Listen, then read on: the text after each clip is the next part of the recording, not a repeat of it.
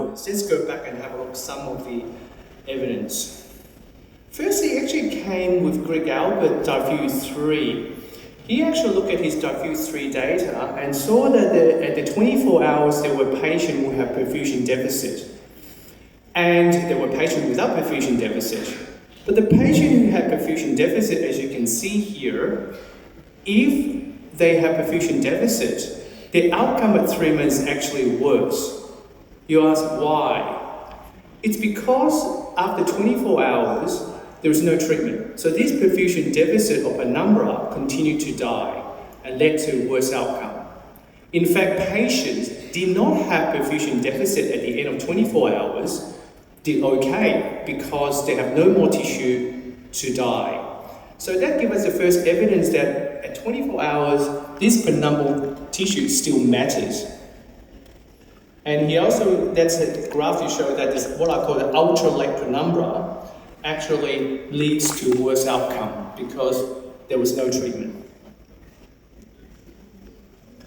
Then we look at the frequency. Obviously there's no trial yet beyond 24 hours, so we don't have that details, but this graph shows it's a law of diminishing return. As the time went on, your penumbral mismatch existence reduced over time and become less and less. And to me, I think they become even less and less clinically significant because the salvage of it does lead to clinical outcome better, but probably not as much as the early time window. I'll explain that a little bit later. So is there any insight from the current trials that we can do things beyond 24 hours? This is a table I constructed just for this talk, putting up all these trials. Unfortunately, TNK plus got cut off at the end a little bit. So you can see this mainly including trials from early time window to very late time window. So if you look at, unfortunately again, the boxes section mismatched. Anyway, look at extend and wake up, and then look at trace, and then the later time window. What you can see, there is a progressive increasing sample size as you went on to later time window. One would expect that because, as I mentioned before, the mismatch existence is becoming less. And I suspect that the effect size also may become less because these are what we call slow progressor, which we'll talk about a bit later. And then you look at imaging. The extended time window they all had perfusion imaging, advanced imaging, compared to early time window. And then you look at the positive and the negative trials. The major differences in the late time window, the difference between positive and negative trials are, did they have thrombectomy or not? The trials of the patient, the majority of them had thrombectomy, were negative trials. Then you look at effect size. The early time window and the late time window are very similar. And even the negative trials are very similar. I think this is in fact more related to the initial stroke severity rather than the time itself. If you can see, the higher the NIHSS on emission, the smaller the effect size. So therefore, I think it's more related to stroke severity rather than time. And then you look at, oh, that's what I did, sorry, I was one step ahead. So yeah, emission NIH is more important outcome factor.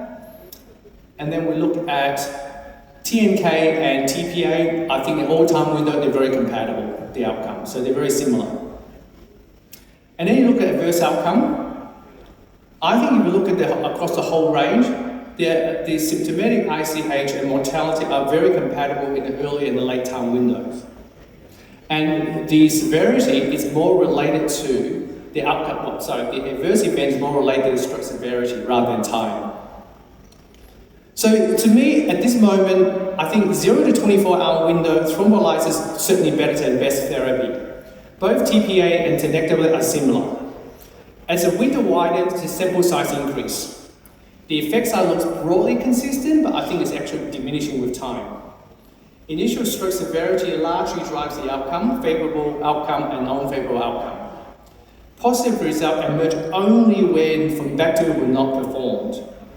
And in fact, what evidence covers thrombectomy patients with a larger sample size help? Let's look back at the beyond 24 hours, where's the evidence right now?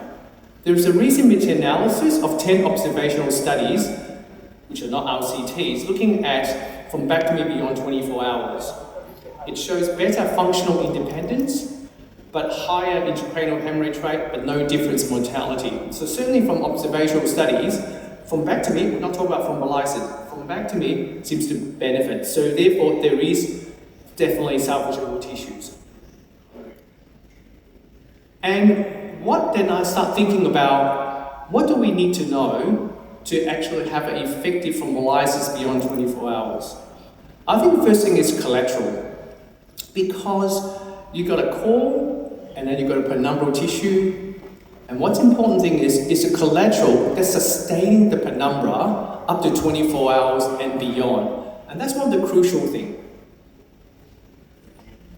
So we all know how to access collateral by multi-phase CTA, and you can see the good collateral with a lot of blood flow through the vessel and an intermediate less, and the poor collateral bottom one, which is very poor collateral, basically no blood flow. And we know from earlier on, from thrombectomy trials, that Mr. Clean did not actually use perfusion imaging while diffuse extent are all used. So therefore, with time, we realize that there are what we call fast progressor and slow progressor. Fast progressor are the rapid infarct expansion patients, and they usually have very poor collaterals, while the patient with slow progressor usually have better collaterals.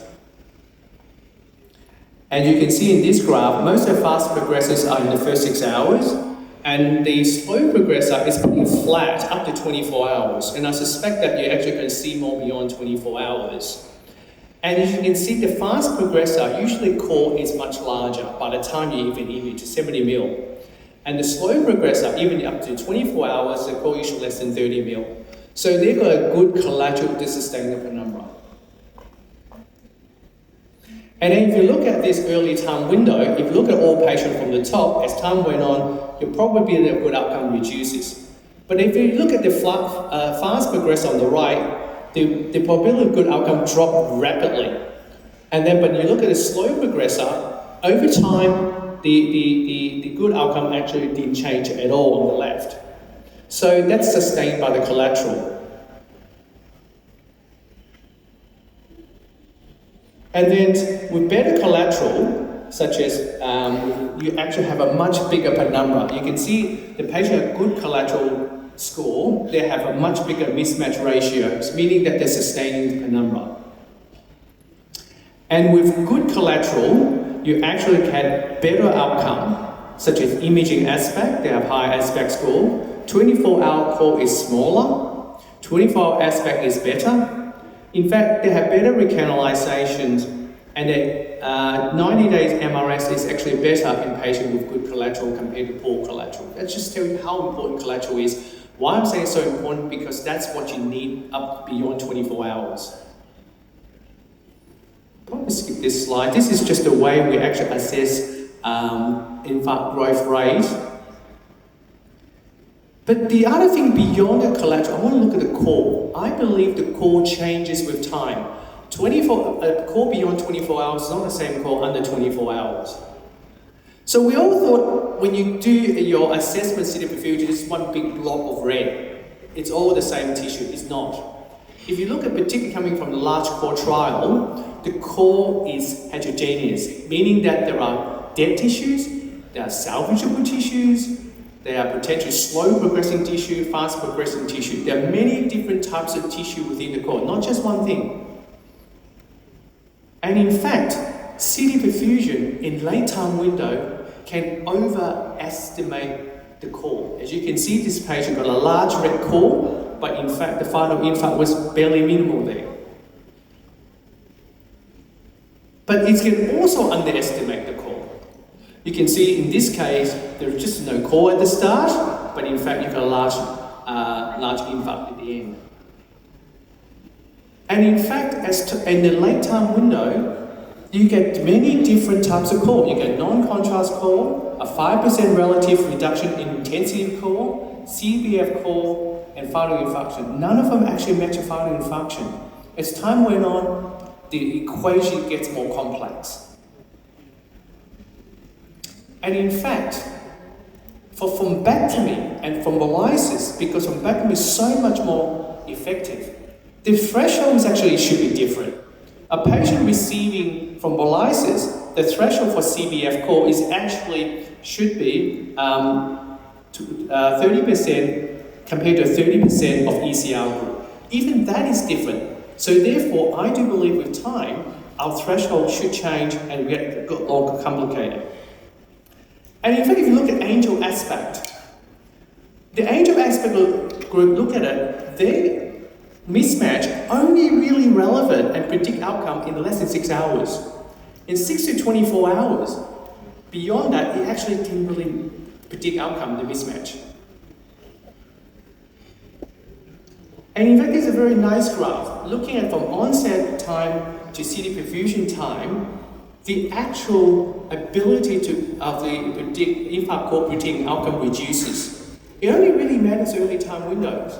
As time went on, the ability of using CD perfusion core to predict outcome actually gets less and less and less. So the question then becomes, should we actually use that for beyond 24 hours?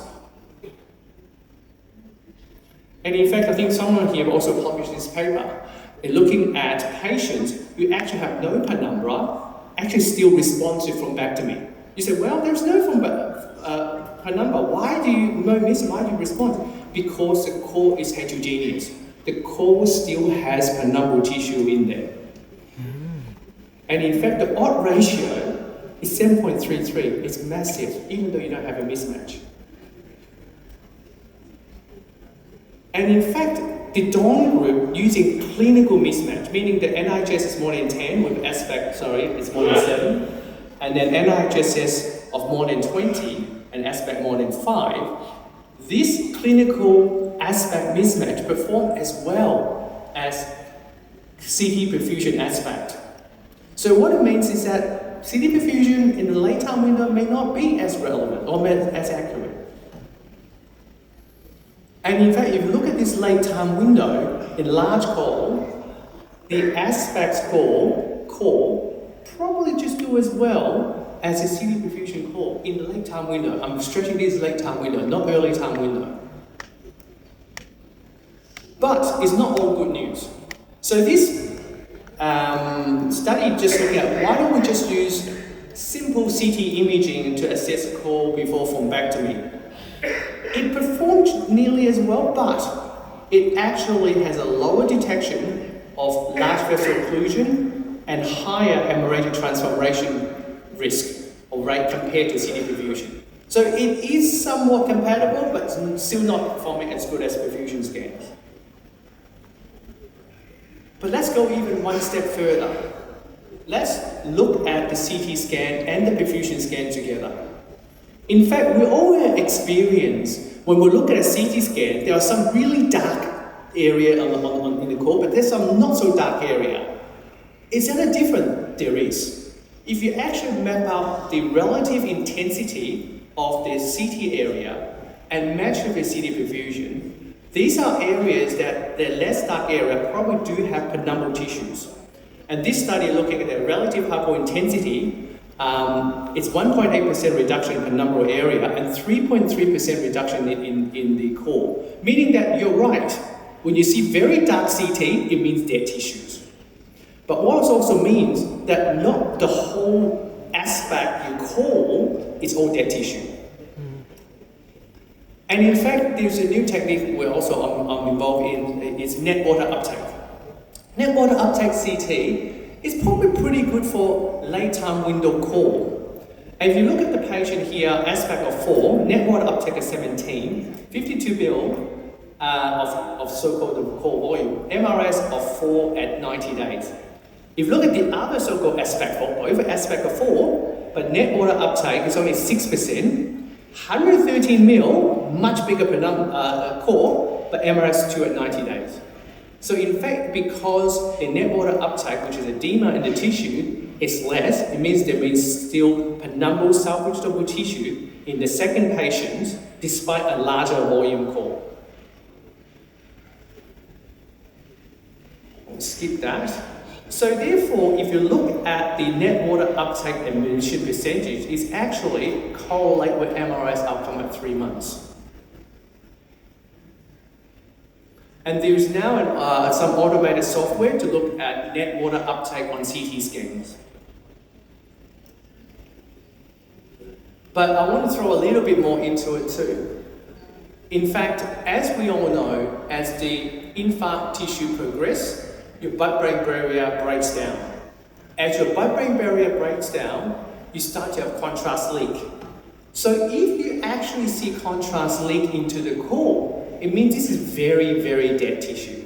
And there are high rates of potential hemorrhage transformation and poor outcome. So now we're also starting to look at blood-brain barrier breakdown. You can actually look at yourself. If you do perfusion scan or CT angiogram, ask them to do a post-contrast CT at the end. And if you see contrast leak, it means there's a blood-brain barrier breakdown. I do it all the time at my hospital. So in fact, if you look at this study, look at blood-brain barrier breakdown, each 1% increase in blood-brain barrier disruption, the odds of poor functional outcome increase by 16%. So this is all this new information can tell me who to thrombolyze in the very late time window. So the ultra late time window, this is becoming my own interpretation, what I think it is. I think it's very different to early time window. I'm not talking about 24 hours. I'm talking about ultra late beyond 24 hours. The perfusion imaging is required for every positive late time window study, except wake up, which is used in DWI. But which threshold parameter are correct remains uncertain. I do believe what we use in early time window is probably not translatable in very late time window. It still probably make a positive trial, but probably we're actually misidentifying some of the patients. We need to balance both risk of hemorrhage, which is the core, and the penumbral tissue benefits. So we need to find out what's the best way to identify the core and the penumbra. Probably we do need a combined approach of many different ways. We still need further studies. But the problem is, we all know thrombectomy is extremely effective. To prove thrombolysis, it's having additional benefit over thrombectomy, you will need a very, very large sample size. I don't think it's not going to work in bridging therapy, but you need such a massive sample size to prove it that I don't think it's feasible to do a study on. The other thing I mentioned earlier is law of diminishing return, meaning that in the ultra late time window, you can have fewer and fewer and fewer patients. It will take longer time to recruit. With a larger sample size, you do need, quite a lot of patients and a very big study to prove that it works. And also, as you saw before, the late time window patients are usually what we call slow progressor. They usually have smaller mismatch, the clinical severity not as much. To show the power difference from treatment, no treatment, will take even more patients. So I do think thrombolysis more as a complementary role. Maybe for patients with large vessel occlusion, thrombectomy performed after 24 hours is likely to be very effective. A TPA or thrombolysis only add a few as a complementary thing. And even in ultra late time window, thrombectomy I believe remains the advantage over thrombolysis. With this ultra late time window, thrombolysis are probably matters most as a bridging and for those who are ineligible for thrombectomy. The other thing is how common non-LVO presentation are this late time window we don't know. But I also think we need to know about the collateral status. We also need better thrombolytics. Currently we've got TPA and TNK, they're both pretty good. But I think we need better one to actually get into this ultra late time window. So my prediction is, this is my last slide, beyond 24 hours, I think thrombolysis is going to be effective. It's going to be proven positive. But we may need helping slow progressor of these patients. And some of these patients, they may do well with them without thrombolysis. And maybe if we're effective or proven effective, meaning the patient is LVO and do not undergo thrombectomy, I think that's where the trial is, and I think that's where Carol's heading. I think she's going to have a positive trial. But establishing efficacy after thrombectomy, we need an extremely large sample size. I don't think it's not going to work. I think the patient will benefit from bridging therapy, but you need a massive sample size to prove this. I think the most important thing right now is get the right imaging thresholding and real imaging modality, because I don't think the current threshold we're using for CTP core is actually correct. I think for late time was very incorrect. Maybe there are other things we actually add on to. So thank you very much.